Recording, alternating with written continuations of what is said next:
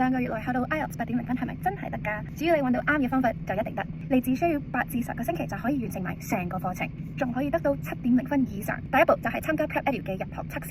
呢個測試唔需要太多時間就可以幫你了解你嘅 IELTS 嘅真實水平。完成呢個測試之後，你就會好清楚知道自己嘅優勢、弱點同埋要改進嘅地方。最後我得到嘅意見就係去參加 IELTS 7.0 Plus 嘅課程。呢個課程嘅每一堂都由經驗豐富嘅學術團隊精心設計，已經有超過50萬名學員修讀，而且對佢哋嘅學習成果都好滿意。IELTS 課程包括咗結構清晰嘅內容，有 listening、reading、speaking 同埋 writing。課程會全面講解要考到 IELTS 7.0分以上嘅關鍵技能同埋知識。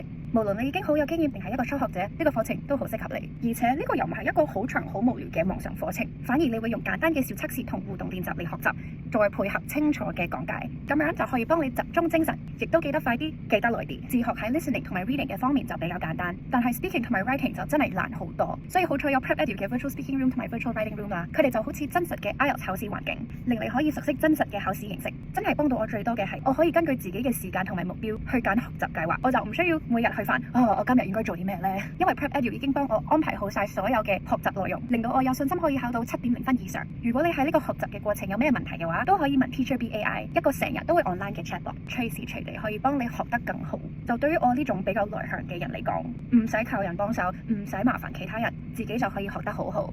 我覺得咁樣先至係最緊要。而家只需要2700港幣就可以入手成個完整課程。老實講，而呢個內容嚟講，呢個價錢真係好大。不如先試下 PrepEdu 嘅免費入學測試，仲可以得到為你獨身訂着嘅學習計劃。